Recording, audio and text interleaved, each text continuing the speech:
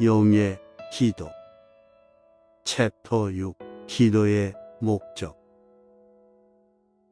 나는 약 20년 전 공부할 목적으로 독일에 꽤 오랫동안 머물렀습니다. 한참 동안 열심히 공부에 몰두한 나는 잠시 휴가를 즐기기로 결심했습니다. 그리고는 맨네도르프의 운어로 사무엘 젤러를 만나기 위해 스위스 여행을 계획했습니다.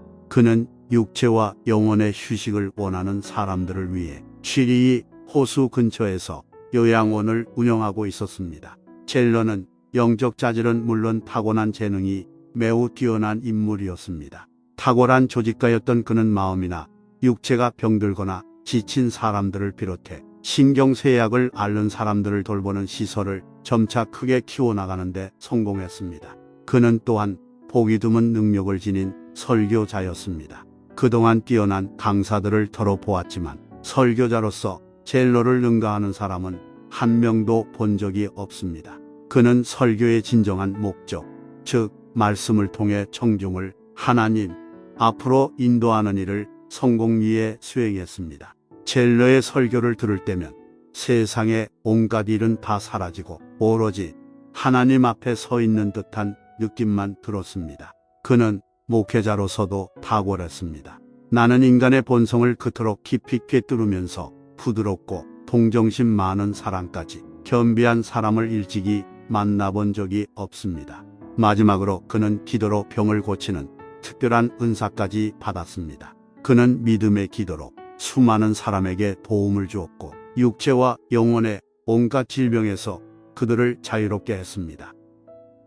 하지만 내가 무엇보다 인상 깊었던 것은 젤러의 기도하는 태도였습니다. 지금까지 기도할 때 열정이나 감정 표현이 젤러보다 더 능숙한 사람들은 많이 보았지만 그가 하는 방식으로 기도하는 사람은 한 명도 보지 못했습니다. 이 말은 조금도 과장이 아닙니다. 젤러는 조용하면서도 확신에 찬 모습으로 기도드렸습니다. 그가 확신에 찬 이유는 하나님을 잘 알고 있기 때문입니다. 나는 젤러처럼 자신의 기도는 작게 보고 하나님은 크게 보는 사람을 본 적이 없습니다. 그는 단지 필요한 것을 하나님께 아뢰었습니다. 나머지는 모두 하나님이 알아서 처리해 주실 것을 알고 있었기 때문입니다. 그의 기도는 지극히 공손하면서도 마치 하나님은 가장 앞좌석에 앉아 계시고 그는 그 앞에 서서 자연스레 대화를 주고받는 듯한 인상을 주었습니다.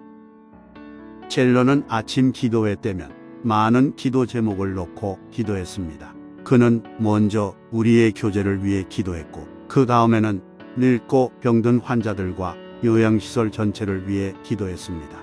그리고 마지막으로는 여러 곳에서 온갖 질고와 불행에 시달리며 그에게 편지로 중보기도를 요청한 사람들을 위해 기도했습니다. 내가 그곳에 머물렀던 짧은 기간에도 노르웨이와 스웨덴을 제외한 유럽의 모든 나라에서 젤러에게 편지를 보냈습니다. 이처럼 젤러는 매일 많은 사람과 많은 일을 위해 기도했습니다. 하지만 나는 그가 기도하는 소리를 들을 때 마음속에서 이런 생각이 떠올랐습니다. 그가 드리는 기도는 결국 하나님의 이름이 영화롭게 되기를 원하는 기도 하나뿐이로구나. 그는 종종 기적을 구하는 기도를 드렸지만 항상 이 일이 주님의 이름을 영화롭게 한다면 이라는 단서를 잊지 않았습니다. 또한 그는 치유 기적이 즉시 일어나게 해달라고 담대히 기도할 때도 언제나 그런 단서를 붙였습니다. 그는 하나님의 약속을 내세워 하나님께 강요하거나 명령하는 법이 없었습니다. 젤러에게 기적을 일으키는 기도는 시련을 회피하는 수단이 아니라 오로지 하나님의 이름을 영화롭게 하는 수단이었습니다. 그렇기 때문에 그는 종종 이렇게 기도하곤 했습니다. 그들의 병이 낫지 않는 것이 주님의 이름을 더욱 영화롭게 한다면 그대로 두옵소서. 하지만 주님 뜻이라면 그들이 질병을 통해 주님의 이름을 영화롭게 할 수 있도록 능력을 허락하소서. 젤러는 이런 식으로 다른 사람들을 위해 기도했을 뿐 아니라 치유의 도구로 사용된 자신 역시 언제 죽을지 모르는 심각한 질병을 앓고 있었습니다.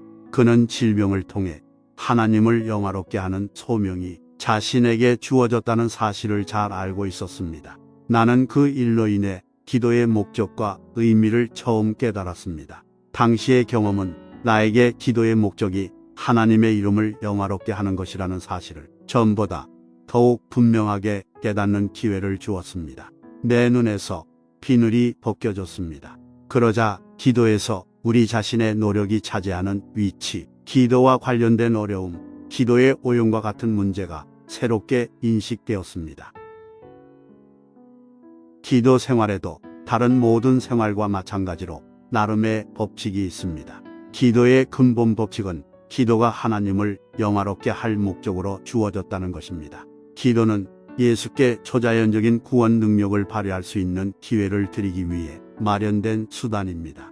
하나님은 그 일에 우리를 사용하기 원하십니다. 우리는 기도를 통해 예수께 우리의 영혼과 육체, 가정과 이웃 국가와 온 세상, 신자들의 공동체와 불신자들에게 가까이 다가오실 수 있는 기회를 드려야 합니다. 우리 자신과 사랑하는 이들의 유익을 위해 또는 고난과 시련을 피하기 위해 하나님의 도움을 강요하는 것이 아니라 하나님의 이름을 영화롭게 하는 일들이 우리와 다른 사람들 가운데서 이루어지기를 원하는 마음으로 기도드리기 바랍니다.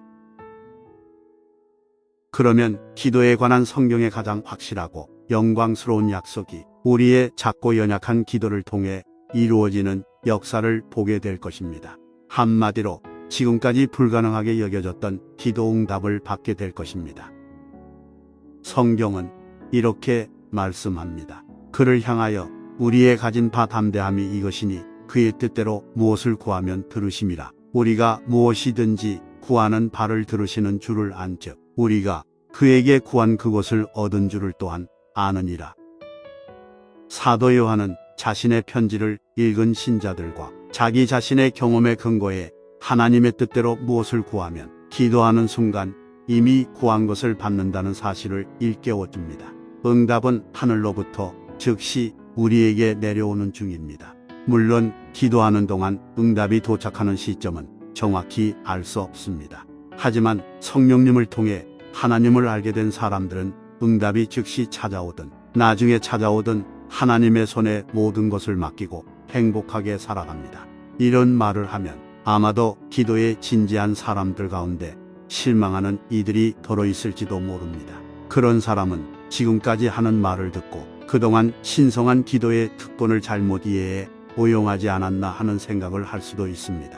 날마다 기도를 드리는 가운데 크고 작은 모든 일을 하나님께 아뢰었고 심지어 매우 사소한 일까지 일일이 구했다는 생각이 떠오를 것이기 때문입니다. 따라서 그것이 기도를 오용한 것이라 생각하고 당장 기도를 중단하는 것이 좋겠다는 마음이 들면서 저절로 깊은 한숨을 내쉴지도 모릅니다. 나의 친구여, 그러지 마십시오. 기도를 중단해서는 안 됩니다. 오히려 매일 하나님과 대화를 나눌 때마다 그보다 훨씬 더 단순한 마음을 구해야 합니다. 하나님과 일상생활에 모든 것을 허물없이 이야기할 수 있을 정도로 친밀한 관계를 맺게 해달라고 기도하십시오. 하나님은 그렇게 하기를 바라십니다. 그것이 하나님이 원하시는 기도 방법입니다. 아무것도 염려하지 말고 다만 모든 일에 기도와 간구로 노이 구할 것을 감사함으로 하나님께 아뢰라라는 말씀을 기억하기 바랍니다. 하나님은 우리가 일상생활을 하는 가운데 근심 걱정에 빠지기 쉽다는 사실은 물론 우리가 일상생활이 큰일이 아니라 소소한 일들로 이루어진다는 사실을 잘 알고 계십니다. 따라서 하나님은 친근한 태도로 우리를 가까이 부르시며 그 작은 일들을 모두 내게 가져오너라. 내가 기꺼이 도와주겠다 라고 말씀하십니다. 우리의 기도 생활에서 하나님이 무시하고 도와주지 않으실 만큼 사소하고 하찮은 일은 아무것도 없습니다. 예를 들어 어느 날 우리가 집 열쇠를 잃어버렸다고 합시다. 열쇠가 꼭 필요한데 서둘러 찾아봐도 보이지 않습니다. 그런 경우에도 하나님을 의지하는 마음으로 얼마든지 도움을 요청할 수 있습니다. 또 밖에서 놀고 있는 어린 자녀를 불러 급히 심부름을 보내야 할 일이 생겼습니다. 하지만 그를 찾으러 나설 시간도 없고 직접 그 일을 처리할 여유도 없습니다. 그럴 때도 하늘에 계신 아버지께 자신 있게 도움을 구하시기 바랍니다. 하지만 앞에서 언급한 내용, 곧 기도는 하나님의 이름을 영화롭게 하기 위해 주어진 수단이라는 사실을 잊어서는 안 됩니다. 따라서 큰 문제든 작은 문제든 상관없이 하나님께 기도할 때는 이렇게 아뢰어야 합니다. 주님의 이름을 영화롭게 하는 것이면 저의 기도를 들으시고 도와주소서. 하지만 주님의 이름을 영화롭게 하는 것이 아니면 저의 어려움을 그대로 남겨두시고 제가 처한 현재 상황에서 주님의 이름을 영화롭게 할 수 있는 힘을 허락하소서. 이런 태도가 오히려 기도의 능력과 강도를 약화시킬 수 있다고 생각하는 사람들이 혹 있을지도 모르겠습니다. 하지만 그런 생각은 기도를 오해하는 데서 비롯됩니다. 기도는 예수께 우리의 어려움을 구모 살펴달라고 호소하는 것입니다. 이 기도는 예수께서 원하실 때 원하시는 방법으로 우리를 대신해 능력을 베푸실 수 있는 기회를 드리게 될 것입니다. 기도할 때 불안감이 생기는 이유는 기도의 영이신 성령님을 거스르기 때문입니다. 하지만 오로지 하나님의 이름을 영화롭게 하기 원하는 기도를 드릴 때는 기도의 영이신 성령님과 완벽한 조화를 이루어 기도하는 동안이나 기도한 후 우리의 마음에 평화가 깃듭니다. 왜냐하면 영의 기도로 하나님의 이름을 영화롭게 할 것만을 구했기 때문입니다. 그런 상태가 주님의 때를 묵묵히 기다릴 수 있습니다. 기도 응답이 즉시 주어지든 오래 지체되든 상관없이 주님의 이름을 가장 영광스럽게 하는 방법을 결정하는 권한을 온전히 하나님께 일임하기 때문입니다. 하나님의 이름을 영화롭게 하기를 기도하면 설령 기도 응답이 없더라도 마음의 평화를 누릴 수 있습니다. 우리는 하나님을 올려다보며 다음과 같은 담대한 기도를 드릴 수 있습니다. 하나님, 제 기도가 사사로운 유익을 구하거나 역경을 모면하거나 제 뜻을 관철시키기 위해서가 아니라 오직 한 가지, 하나님의 이름이 영화롭게 되기를 원합니다. 결론을 말씀드리겠습니다.